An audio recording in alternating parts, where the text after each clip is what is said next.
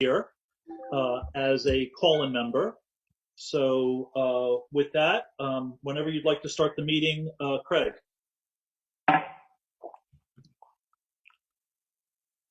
You may have to unmute.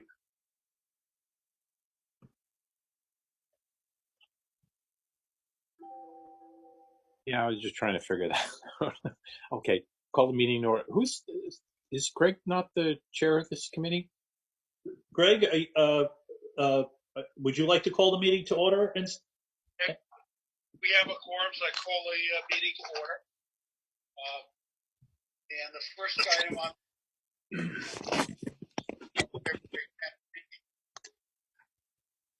I could have a motion to that effect. I already said.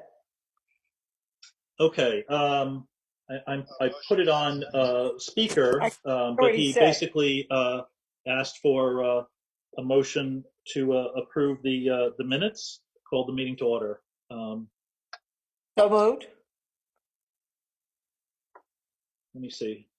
Can you guys hear me yet? This is Joy. Yeah. Hi, Joy. Oh, phew. Okay, because I've been talking away. I haven't heard a word until just now. I know. I think I'm having problems connecting. I don't know. Amanda with her fancy background. Not yet, Greg. So we have a approval of the minutes by was it Marcia? Do we have a second? Second. We have a second by Michelle. All in favor, say aye. Aye. Opposed? Aye. We have ayes. Do we have any oppositions? Okay, so the ayes have it. Under old business. We do not have any old business for this meeting. We have under new business six policies to be reviewed. Okay, I'll turn it over to you, Craig, for item 4A. Sure. So with new business, item 4A is to review the policy and regulations of the sexual discrimination, sexual harassment. The large change is based upon a public act. We are to update the mandatory training requirements from just the administrative level to all staff. This is actually already underway as we've provided some district-wide professional learning around sexual harassment training to our paraprofessionals, and we have some people doing the mandatory training online. But as you can see in the enclosure, there is not much change within the policy itself. It really is more in the regulations. And as I said, the big change is that we're moving it to requiring all staff trained. So are there any questions I can answer about this, the changes to this policy? I have a couple. Sure, go ahead, Marcia. Okay. First of all, a general question. There's nothing in here that says what happens if the administration fails to act on a complaint. Is there? Did I miss it?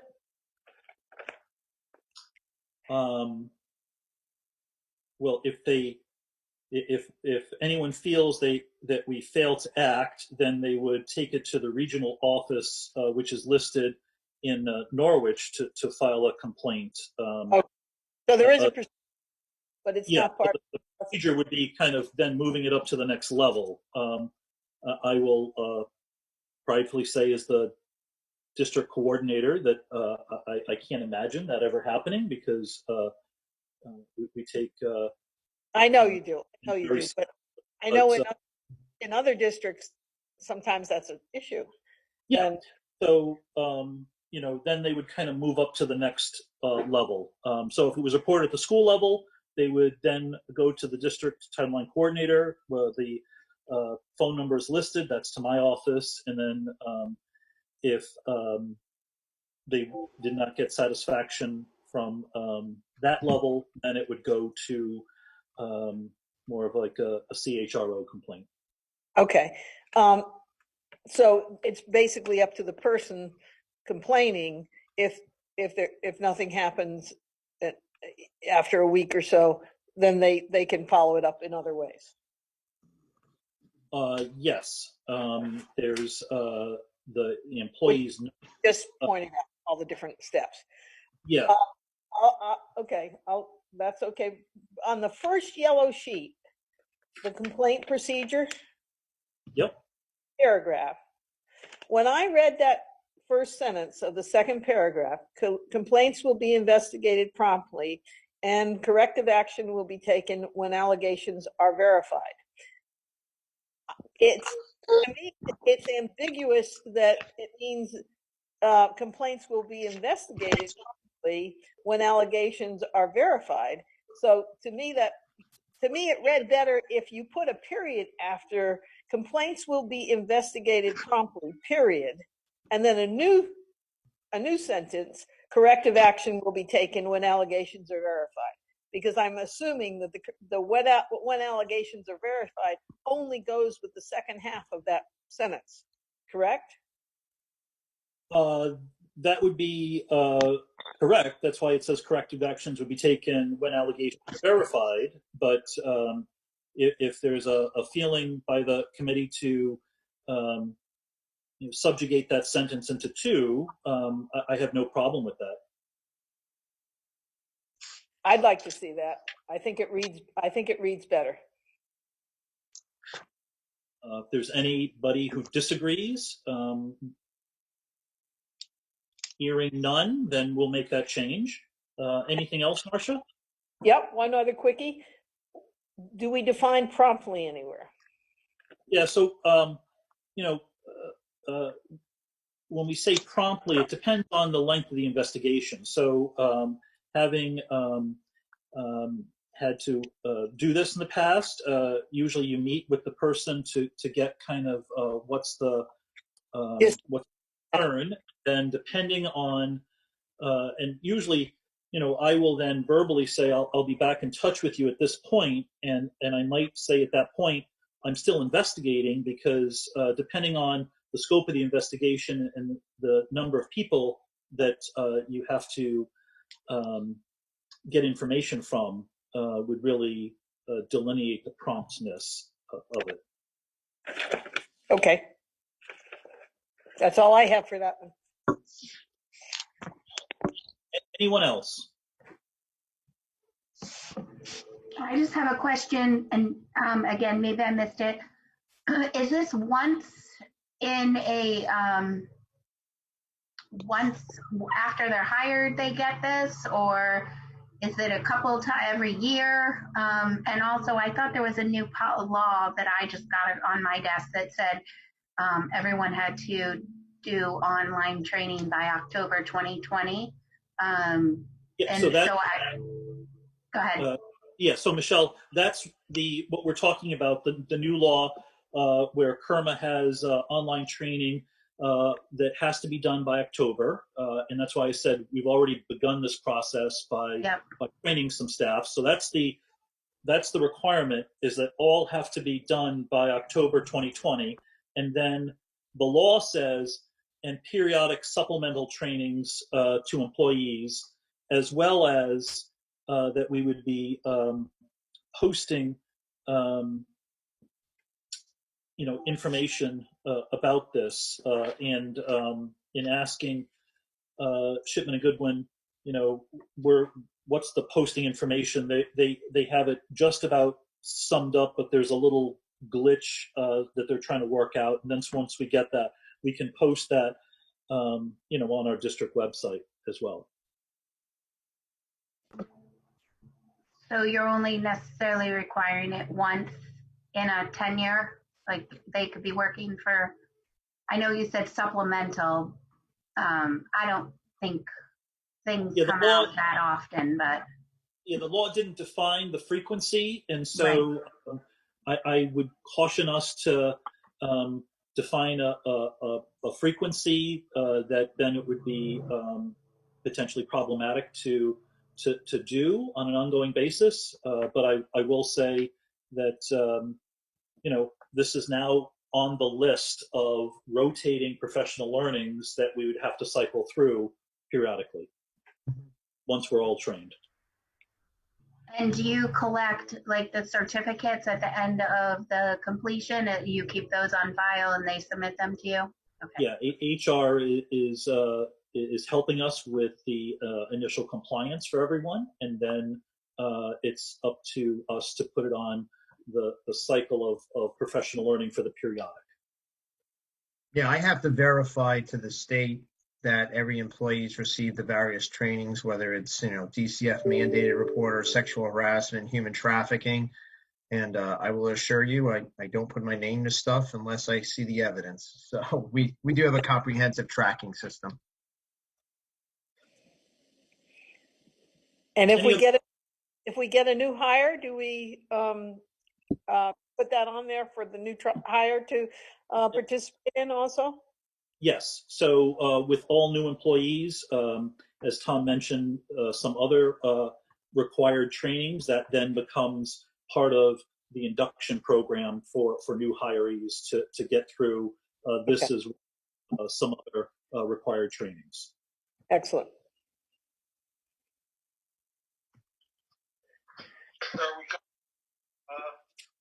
Is everyone comfortable with this policy to move it forward? Yes. Looks like we're in agreement on that. Greg, is that okay to move to the next one? Yeah, let's move to the next one. Then we can have an all-inclusive global motion to move all these policies forward. Great. Greg said, we'll make the movement to the full committee at the end. So the next policy is a brand new one. It's in accordance with the model Connecticut School Nutrition Program has developed this policy in accordance with federal and state law. It's Code of Conduct for Child Nutrition. This has been vetted by our Director of Operations, Joe Mancini, as well as the Food Service Director, and we're required to have this policy. So be happy to address any questions you may have. Looks good.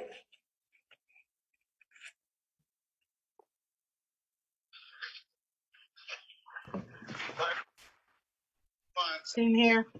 Yeah, looks good. What was that, Greg? I think we can move on. I think everyone's comfortable with it. Great, thank you. So we're going to move to the next policy, which is also a brand new one, which is sunscreen application in schools. This is accordance to a public act, and it's a way to allow children 6 years or older who, with parent permission, could self-apply sunscreen when they are outside for recess or field trips or the like. And so this policy has been reviewed by the VNA, and we have a new permission slip that would be collected through the school, given to the school nurses, and then disseminated to the classroom teachers on who has this permission or not. So I'd be happy to answer any questions.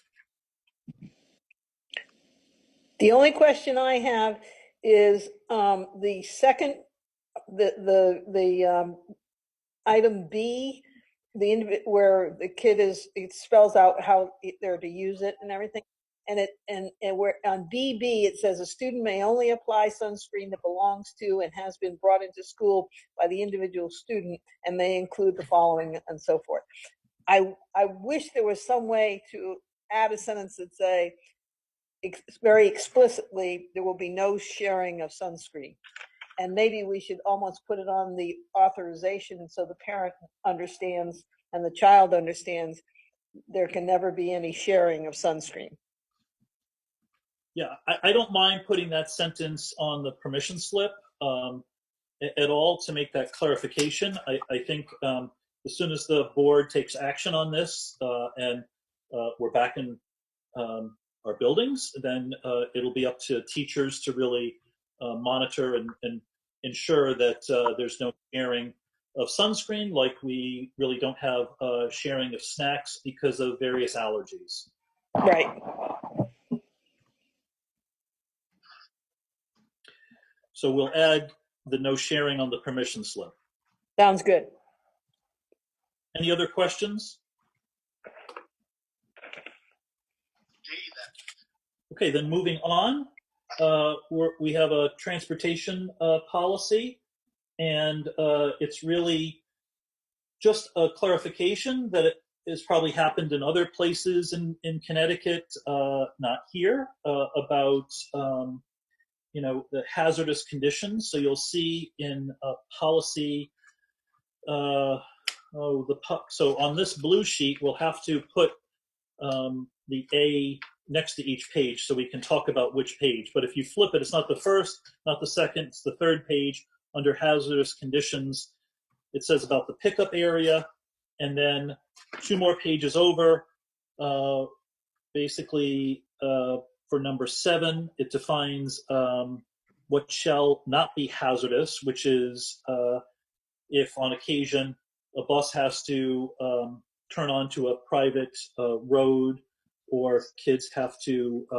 wait on private property where the bus stop is. So basically, by saying this is the location, then this becomes kind of like a school nexus as far as if we need to adjudicate any disciplinary matters.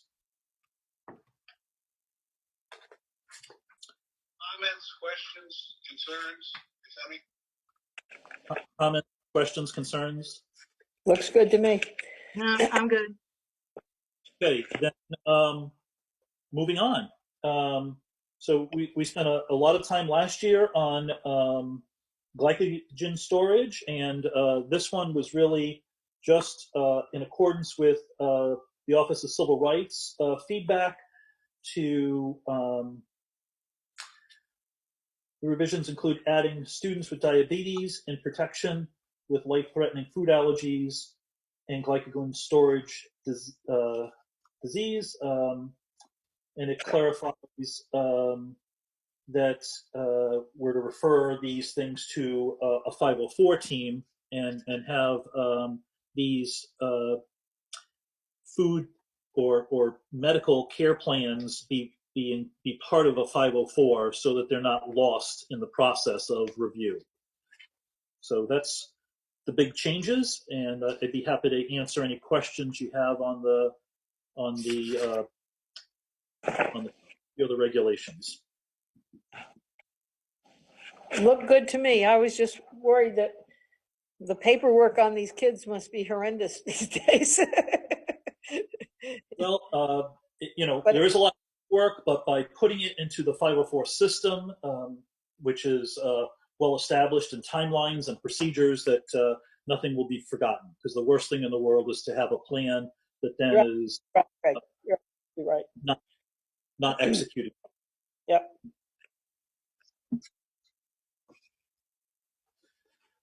Okay, I guess we can go to F. Okay, so then our last one is a credit for online courses, and it is really kind of best practice that as we've moved to a district-wide distance learning, that we allow for the attainment of high school credit for these courses. You'll hear more about what the crediting of courses and grading would look like tonight at the board meeting, but this is just to allow the process. So you see the district provided distance learning paragraph in there. Yep.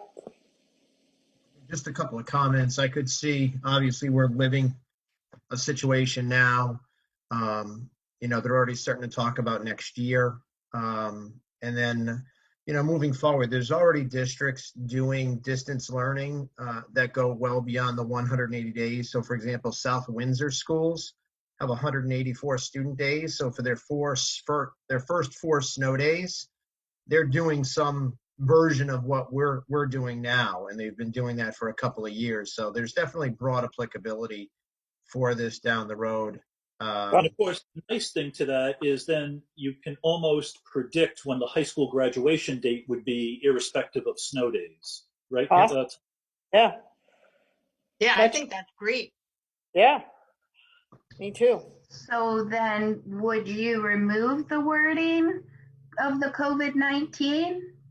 Because this makes it sound like it's just during this instance instead of you're saying it could be used for other Yeah, situations. I think we would want to probably do a little bit deeper dive if we're going to adopt a broad policy on online, out of school distance learning. I do think this speaks particularly to this, but it does mention or other long-term school closure related to community-wide emergency. As far as like snow days and whatnot, we could certainly revisit that down the road for sure. Craig, I don't know if you were going to jump in on that. Yeah, I was just going to say that this is really to get credit for a course. So I don't think that that the mechanism that Tom was talking about for missing a day would really impact the dissemination of Too. credit for a course. Good point. Yeah, and you would hope that the state would come up with some guidelines. So They will. yeah, I'm sure they will in time, as Greg Benoit just Right. pointed out. Does anyone else have any questions on this? If there are no questions, omnibus motion to approve and move to the board with a recommendation to adopt all So- the policies. Did everyone hear that? Greg is asking Yeah. for an. I second.